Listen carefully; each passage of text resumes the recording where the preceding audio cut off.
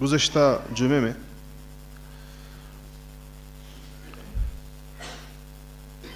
اس بات پر بات ہوئی تھی کہ ہم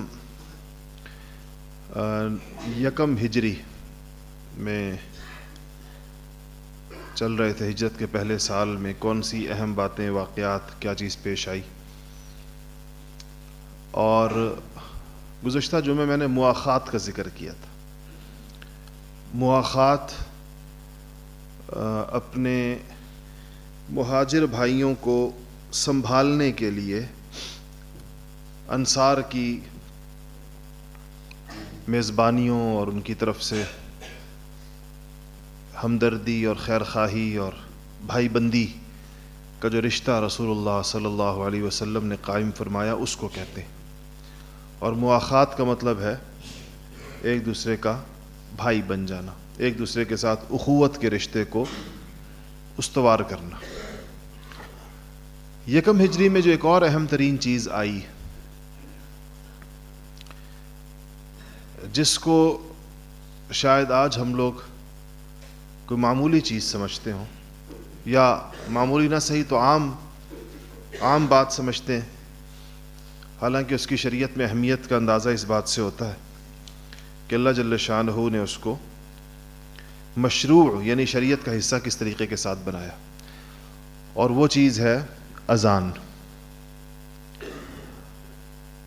ہمارے ہاں بعض لوگ غلطی سے اس کو آذان کہتے ہیں. یہ لفظ اذان ہے، آذان نہیں. آذان عربی کے اندر اذن کی جمع ہے. اذن کان کو کہتے ہیں، کانوں کی جمع ہو تو اس کو آذان کہتے ہیں، آذان. اور یہ جو لفظ جو ہم ندا دیتا ہے، مؤذن اللہ کی جانب پکارتا ہے، اس کو اذان کہا جاتا ہے. یعنی نماز قائم ہو گئی. معراج کے موقع پر 5 نمازیں آئیں، اور معراج سے پہلے صبح اور عصر کی نماز یعنی فجر اور عصر کی نماز جو ہے یہ تو ابتدائے بعثت سے یعنی آپ صلی اللہ علیہ وسلم جو مبعوث ہوئے اس وقت سے فرض تھی. پہلی 2 نمازیں یعنی عصر اور فجر. اور پھر معراج ہوا 10 نبوی کے آس پاس، اس کے اندر 5 نمازیں آ گئیں. اور اس کے بعد شروع کے اندر 2 رکعتیں تھیں، پھر بعد میں سفر کے لیے 2 رکعت باقی رہیں، اور ظہر، عصر اور عشاء کی نمازیں 4 کر دی گئیں رکعتیں. اچھا، معمول کیا تھا؟ اذان آنے سے پہلے جماعت کی نماز کیسے ہوتی تھی؟ جب وقت داخل ہو جایا کرتا تھا نماز کا تو حضرات صحابہ مسجد میں آ جایا کرتے تھے اور نماز کے انتظار میں بیٹھ جاتے تھے. اور جس وقت رسول اللہ صلی اللہ علیہ وسلم چونکہ امامت خود فرماتے تھے اور آپ نے ساری عمر خود امامت فرمائی، اور آپ کی حیات مبارکہ میں آپ کی موجودگی میں سوائے سیدنا ابو بکر صدیق رضی اللہ تعالی عنہ کے جو آپ کے جانشین اور خلیفہ بلا فصل تھے، کسی اور نے امامت نہیں کی. آپ کی موجودگی میں آپ خود امامت فرمایا کرتے تھے. جب آپ حجرہ مبارکہ سے جو کہ مسجد نبوی کے ساتھ متصل تھے، ازواج مطہرات کے حجرے، تو جب آپ تشریف لایا کرتے تھے تو اس وقت جماعت کھڑی ہوا کرتی تھی. تو اب آہستہ آہستہ مدینہ کی بستی بڑھ رہی تھی، اور اس بات کی ضرورت محسوس ہوئی کہ نماز کے لیے جمع کرنے کے لیے کوئی علامت ہونی چاہیے، کوئی چیز ایسی ہو جس سے مسلمانوں کو پتہ چلے کہ نماز کا وقت ہو، جماعت کا وقت ہو گیا. اوقات نماز تو پتہ ہی ہوتے ہیں، لیکن جماعت کا وقت ہو گیا اور مسجد میں اب جماعت جلد کھڑی ہو جائے گی، تو اس کے لیے کوئی علامت. آپ صلی اللہ علیہ وسلم کو اس ضرورت کا احساس ہوا، اور آپ نے حضرات صحابہ کرام رضوان اللہ تعالی علیہم اجمعین سے اس کے اوپر مشورہ طلب کیا. آپ نے پوچھا کیا کیا جائے؟ بعض صحابہ نے کہا کہ ہم ناقوس بجایا کریں گے. ناقوس ایک لکڑی ہوا کرتی تھی جس کو اس زمانے کے نصارہ بھی اپنے گرجوں کے اندر بجایا کرتے تھے. آج کل جس کو گھنٹہ کہتے ہیں, بیلز کہتے ہیں, جو گھنٹیاں بجائی جاتی, یا بڑا ایک گھنٹہ ہوتا ہے. آپ نے اب بھی دیکھا ہوگا بعض کلیساؤں کے گھنٹے ان کے میناروں سے بلند ہوتی ہیں, ان کی آوازیں دور دور تک جاتی ہیں, خاص انداز کی آواز ہوتی ہے, پہچانی جاتی. یہ قدیم رواج ہے نصارہ کا. ان کی عبادت سے پہلے, عبادت کے لیے لوگوں کے جمع ہونے کی ایک علامت ہے. اور کسی نے کہا کہ بوق بجایا کریں گے. بوق ایک قسم کا خاص انداز کا بغل تھا, اور یہ جو ہے یہ اس زمانے کے اندر یہود کا طریقہ یہ تھا کہ وہ اپنی عبادت کے لیے جمع ہوتے ہوئے اس کو بجایا کرتے تھے. اور تو یہ مشورے آئے مختلف قسم کے. کسی نے کہا کہ ایک صورت یہ ہو سکتی ہے کہ کسی بلندی کی جگہ کے اوپر آگ جلا دی جائے تو آگ بھی علامت بن سکتی ہے. تو رسول اللہ صلی اللہ علیہ وسلم نے ان تینوں مشوروں کو پسند نہیں فرمایا. آپ نے فرمایا کہ ایک مشورے میں نصارہ کے ساتھ مشابہت ہے. پہلی صورت کے اندر اگر ناقوس بجایا جائے, بوق بجایا جائے, یا بغل جس کو کہتے ہیں خاص قسم کا بغل ہوتا ہے, تو اس کے اندر یہود کے ساتھ مشابہت ہے. اور اگر آگ جلائی جائے تو اس کے اندر تو خالص مجوسیوں سے اور آتش پرستوں کے ساتھ مشابہت ہے. تو یہ مجلس برخاست ہو گئی بغیر کسی فیصلے کے, جو مشورے کی مجلس تھی. حضرات صحابہ رضوان اللہ تعالی علیہم اجمعین اپنے دل پر اس بات کی فکر لے کر رخصت ہوئے کہ حضور اکرم صلی اللہ علیہ وسلم نے ایک مشورہ مانگا تھا, اور کوئی ایسا مشورہ سامنے نہیں آیا جس پر آپ فیصلہ فرما لیتے. تو اس فکر کے ساتھ صحابہ رخصت ہوئے.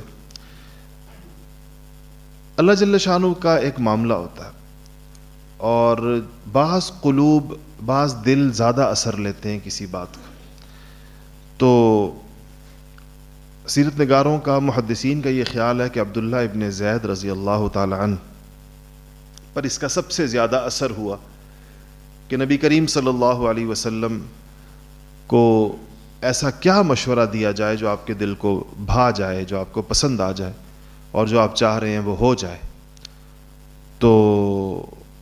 رات کو انہوں نے ایک خواب دیکھا, عبداللہ ابن زید رضی اللہ تعالی عنہ نے. انہوں نے دیکھا کہ ایک شخص ہے جس نے سبز لباس پہنا ہوا ہے, اور اس اپنے سبز لباس کے ساتھ اس شخص کے ہاتھ میں ناقوس ہے, اور وہ گزر رہا ہے. تو کہتے ہیں کہ میں نے اس سے پوچھا کہ ناقوس فروخت کرو گے, بیچو گے؟ اس نے کہا تم اس کو کیوں خریدنا چاہتے ہو؟ یہ خواب کی بات ہو رہی ہے, انہوں نے خواب دیکھا. فرماتے میں نے کہا کہ اس کو بجا کر ہم نماز کے لیے مسلمانوں کو جمع کریں گے. تو اس نے کہا کہ میں تمہیں اس ناقوس کے بجانے سے زیادہ بہتر بات نہ بتاؤں, زیادہ بہتر تدبیر نہ بتاؤں جس سے مسلمان بھی جمع ہو جائیں گے اور ناقوس بھی نہیں بجانا پڑے گا؟ کہتے میں نے کہا ضرور بتاؤ. تو اس نے کہا کہ اس طرح کہو, اللہ اکبر اللہ اکبر, اور اشہد ان لا الہ الا اللہ, اشہد ان لا الہ الا اللہ, اشہد ان محمد الرسول اللہ, اشہد ان محمد الرسول اللہ, حی علی الصلاۃ حی علی الصلاۃ حی علی الفلاح حی علی الفلاح, اللہ اکبر لا الہ الا اللہ. یہ انہوں نے خواب میں کہا, اور کہا کہ جب یہ اذان دے کر مجھے دکھایا, اور اس کے بعد پھر اس جگہ سے تھوڑا سا ہٹ کر کھڑے ہوئے اور اقامت کہہ کر دکھایا, اور اس اقامت کے اندر قد قامت الصلاۃ قد قامت الصلاۃ کا اضافہ کر دیا. کہتے ہیں جب صبح ہوئی, عبداللہ ابن زید رضی اللہ تعالیٰ عنہ فرماتے ہیں کہ جب صبح ہوئی تو میں رسول اللہ صلی اللہ علیہ وسلم کی خدمت میں حاضر ہوا, اور میں نے اپنا خواب آپ صلی اللہ علیہ وسلم کو سنایا. تو یہ خواب سنتے ہی آپ نے ارشاد فرمایا کہ ان هذه لرؤیا حق انشاءاللہ, کہ آپ نے فرمایا کہ سچا خواب ہے انشاءاللہ, یہ بالکل سچا خواب ہے. اور اس کے بعد آپ نے عبداللہ ابن زید سے کہا کہ یہ کلمات بلال کو سکھا دیں, اور بلال اذان دیں پہلی. تو اور اس کی وجہ یہ بیان فرمائی کہ بلال کی آواز تمہاری آواز سے زیادہ اونچی ہے، اونچی آواز ہے، دور تک جائے گی۔ اذان کا تو مقصد ہی یہی ہے کہ وہ ہر اس شخص کے کانوں تک پہنچے جس سے نماز پڑھنی ہے۔ آج کل ایسا دور آ گیا کہ مسلمان اذان کی آواز سے بھی تنگ ہوتے ہیں۔ میں نے سنا ہے، واللہ اعلم، یہ پراپرٹی ڈیلرز کہتے ہیں کہ جو گھر مسجد کے پاس ہوتے ہیں ان کی قیمت کم ہوتی ہے، 30 40 50 لاکھ روپے سستے بکتے ہیں، اس لیے کہ وہاں اذان کی آواز زور سے آتی ہے۔ مسلمان چاہتے ہیں کہ ہمارے خواب غفلت کے اندر کوئی بھی چیز جو ہے وہ خلل نہ ڈالے کسی بھی طریقے کے ساتھ۔ شاید ایک وجہ یہ بھی ہو کہ اذان کے علاوہ ایک پریشانی ہے جو جینون ہے، جس میں ہماری قوم کی تربیت کسی بھی صورت میں شاید نہیں ہو سکتی۔ میں تو کبھی کبھی مایوس ہو جاتا ہوں کہ نماز کے لیے آنے والے لوگ اپنی گاڑیاں مسجد کے پڑوسیوں کے گھروں کے سامنے کھڑی کر دیتے، اور مسجد کے پڑوسی اگر اپنے گھر سے نکل کر جانا چاہیں، اپنے گھر میں آنا چاہیں اور نمازوں کے اوقات ہوں اور جمعے کا وقت ہو، تو وہ بیچارے تو شاید اپنی گلی میں بھی داخل نہیں ہو سکتے۔ میں نے کتنا منع کیا ہے یہاں پر، کوئی کتنے جمعے اتنے گزرے جسے میں کہتا ہوں کہ اس گلی کے اندر گاڑی مت کھڑی کریں، گلی میں گاڑی مت کھڑی کریں۔ ابھی جا کے باہر کا منظر دیکھ لیں، یہی آپ لوگ بیٹھے ہوئے، آپ کی گاڑیاں باہر کھڑی ہوں گی اور گلی کے دونوں کناروں پر کھڑی ہوں گی، اور یہ 20 بار میرے کہنے کے باوجود آپ ٹس سے مس نہیں ہوتے۔ اگر آپ ابھی جا کر دیکھنا چاہیں تو آپ دیکھ لیں، منظر دیکھ لیں۔ میں ابھی آ رہا تھا، میں دیکھ رہا تھا منظر، اور ابھی یہ منظر ہے تو آپ سوچیں کہ 1:30 بجے کے بعد کیا منظر ہوگا۔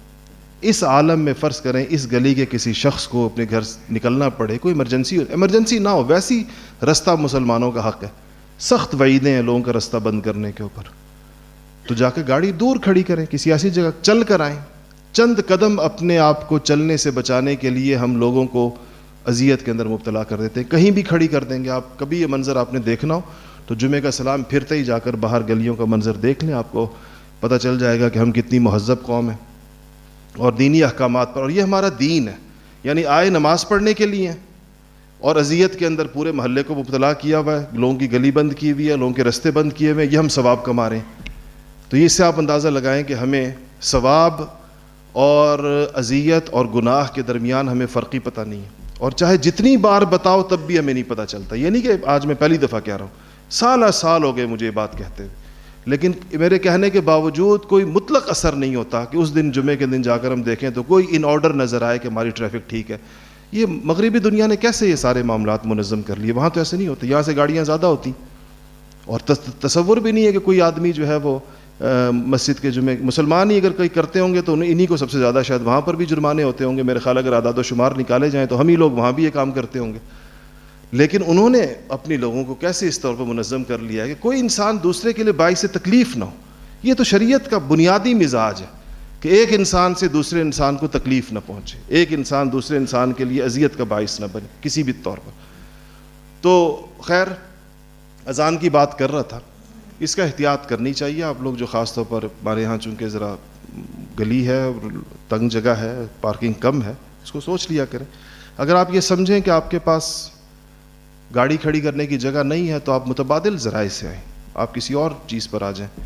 ٹیکسی پر آ جائیں، کریم پر آ جائیں، اوبر پر آ جائیں، اس طرف یہ سوچ کر کہ میں ایسی جگہ گاڑی نہ کھڑی کروں کہ جس سے کسی اور کو تکلیف ہو۔ حتیٰ کہ بعض اوقات بالکل یہ جو بیچارے سامنے والے گیٹ ہیں، ان کے گھروں کے سامنے ایسے گاڑی کھڑی ہوتی کہ وہ ادھر سے آ کر آواز لگاتے کہ جی گاڑی ہٹا دیں، ہم نے اپنی گاڑی باہر نکالنی ہے، کوئی صاحب نماز پڑھنے کے لیے آئے ہوئے۔ تو اس طرح نہیں کرنا چاہیے، ظاہر بات ہے۔ خیر، تو انہوں نے کہا کہ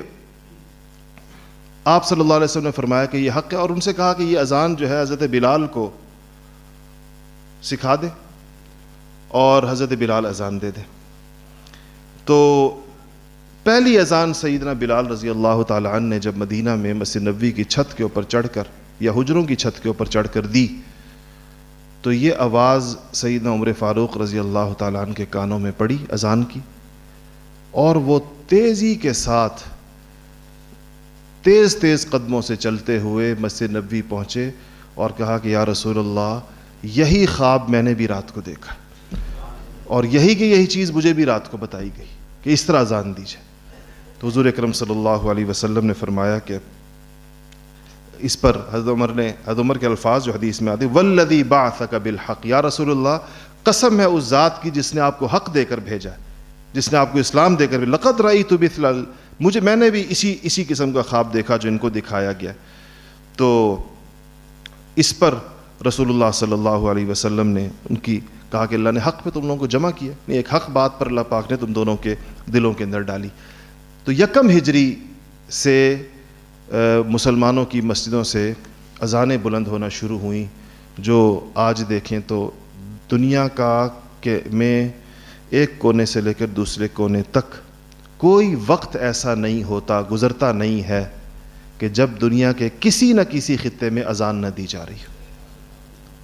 پوری دنیا کے گلوب پر آپ یہ اذان یوں گلوب کے گرد اوقات کے مطابق گھومتی ہے، ایک کونے سے یوں گلوب کے گرد ایک چکر لگاتی ہے، اور 24 گھنٹوں میں سے کوئی وقت ایسا نہیں گزرتا جب کہیں نہ کہیں پر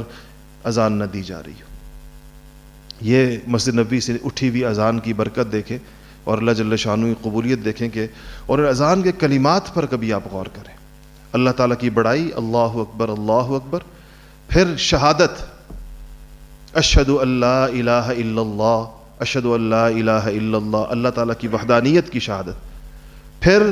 رسول اللہ صلی اللہ علیہ وسلم کی نبوت کی شہادت، شہادت گواہی کو کہتے ہیں، بہت اونچے درجے کی چیز ہوتی، اشہد ان محمد الرسول اللہ۔ اس کے بعد نماز کی اہمیت، کہ حی علی الصلاۃ، آؤ نماز کی جانب، اور پھر صلاح کو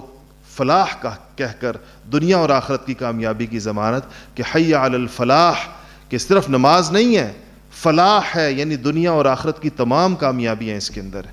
اس عمل اور اس عبادت کے اندر۔ اور پھر اللہ کی تکبیر، اللہ اکبر لا الہ الا اللہ۔ ویسے سچی بات ہے کہ کتنے بد نصیب ہیں وہ لوگ جو اس اللہ کے منادی کی پکار سن کر بھی اس کو لبیک نہ کہیں۔ اس اللہ کا منادی دن میں 5 دفعہ یہ آواز لگائے کہ آؤ نماز کی طرف آؤ اور فلاح کی طرف آؤ، اور یاد رکھیے گا کہ مردوں کے لیے جماعت کے ساتھ نماز جو پڑھنا مسجد میں یہ فرض ہے۔ تو اس لیے اس کو بالکل کافی نہیں سمجھنا چاہیے کہ ہم انفرادی اکیلی نماز پڑھ لیں، کہ ہم نے نماز تو پڑھ لی، بندہ سوچے میں نے تو پڑھ لی۔ اگر یہ اکیلی ہوتی تو آخر یہ سارا کیا ہے جو اتنی مسجدوں کا قیام ہے؟ یہ مسجد، نماز، جماعت، یہ اسلام کے بہت عظیم الشان شعائر میں سے، اسلام کی بہت بڑی علامتوں میں سے، اور جس کو اللہ جل شانہ توفیق دے۔ تو ہمارے ہاں تو پھر ہر گلی کے اندر مسجد ہوتی ہے، نہیں تو دوسری تیسری گلی کے اندر مسجد ہوتی ہے، وہ خوش نصیب بھی ہیں۔ یہاں تو ہم نے کم، لیکن باہر کے ملکوں میں دیکھے 20 منٹ ڈرائیو کر کے مسجد جاتے ہیں۔ میں نے خود ایسے لوگ دیکھے، 20 منٹ کی ڈرائیو پر مسجد ہے امریکہ میں، اور 5 نمازیں جماعت کے ساتھ پڑھتے ہیں،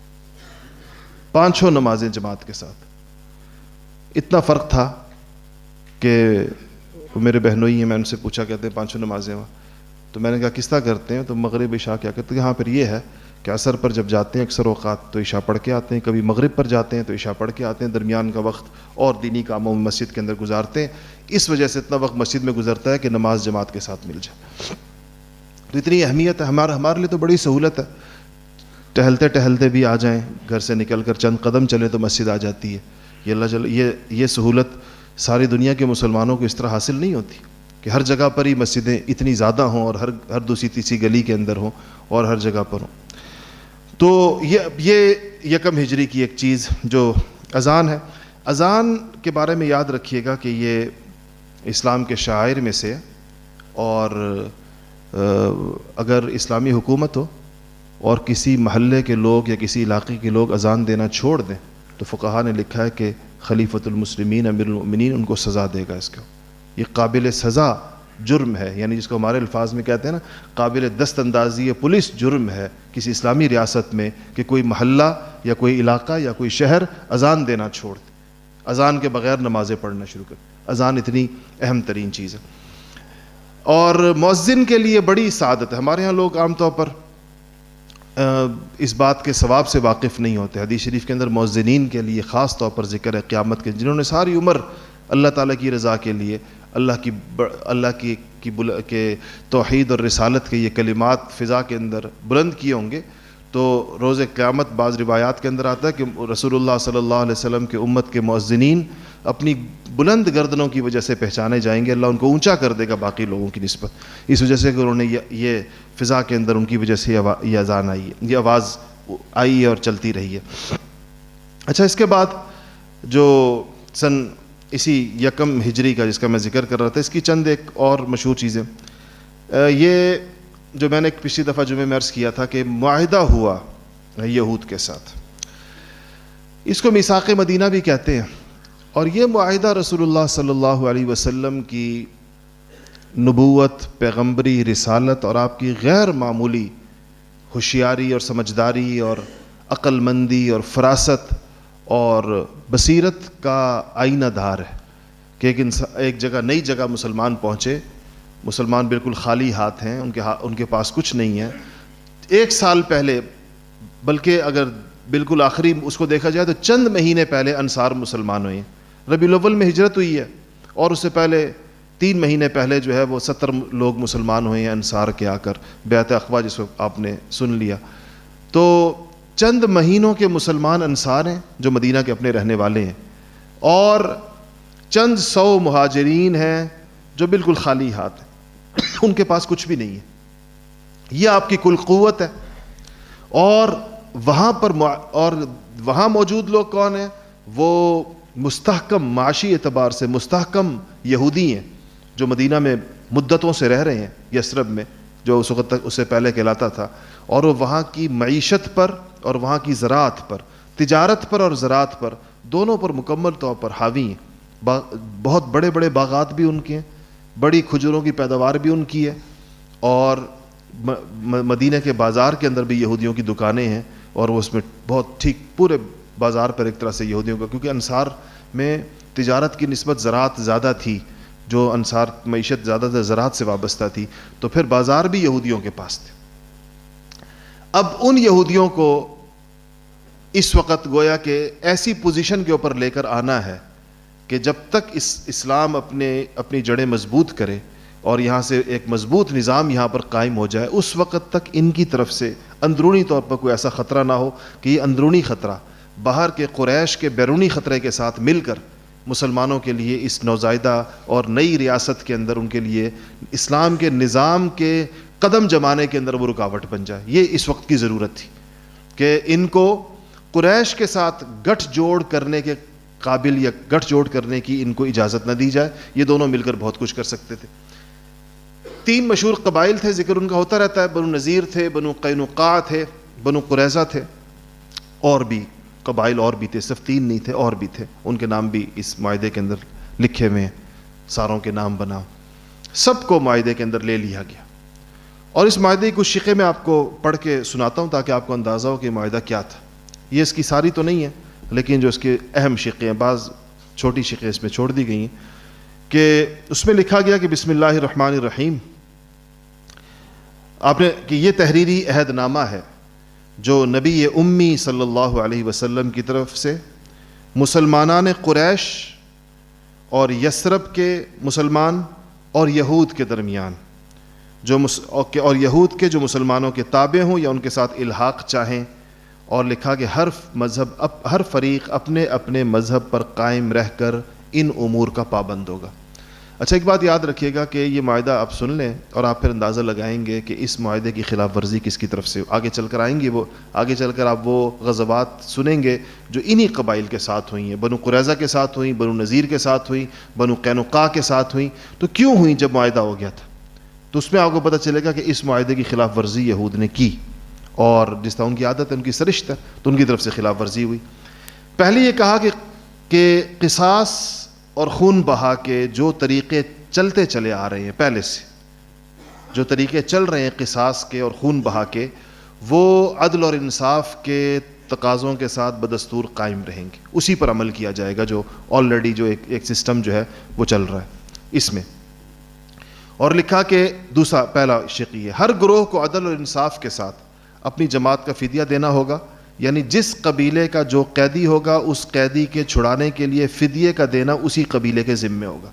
کہیں جنگیں ہوئیں اور کوئی قیدی ہو گیا اور قیدی چھڑائے جاتے تھے بعد میں، تو ہر قبیلہ اپنے قیدی ظاہر پیسے دے کر چھڑانا ہوتا ہے، تو اگر جس قبیلے کا قیدی ہے وہ خود ہی قبیلہ پیسے جمع کرے گا اور اپنے قیدیوں کو چھڑائے گا، یعنی ایک قبیلے کے قیدی کو چھڑانے کے پیسے دوسرے قبیلے کے اوپر نہیں آئیں گے۔ تیسرا معاہدہ یہ تھا کہ ظلم اور فساد کے مقابلے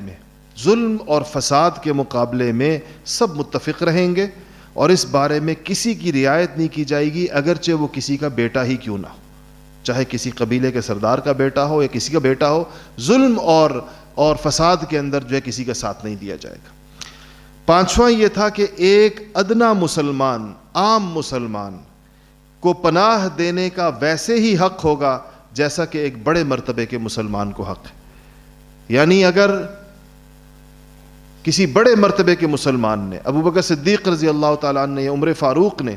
اگر کسی کو پناہ دے دی اور ان کی پناہ کو تسلیم کیا جاتا ہے، تو اگر بلال نے بھی کسی کو پناہ دے دی تو اس کی پناہ کو بھی تسلیم کیا جائے گا، اس شخص کو بھی پناہ کے اندر متصور ہوگا جس کو کسی نے بھی پناہ دے دی۔ لکھا کہ جو یہود مسلمانوں کے تابع ہو کر رہیں گے ان کی حفاظت مسلمانوں کے ذمہ ہوگی، یہود کی حفاظت مسلمانوں کے ذمہ ہوگی، ان پر نہ کوئی ظلم ہوگا اور نہ ان کے مقابلے میں ان کے دشمن کی مدد کی جائے گی، یعنی ان یہودیوں پر بھی اگر کسی نے حملہ کر دیا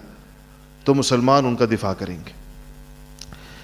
کسی کافر اور مشرک کو، چاہے وہ یہودی ہو، کافر ہو، مشرک ہو، اس کو یہ حق نہیں ہے کہ مسلمانوں کے مقابلے میں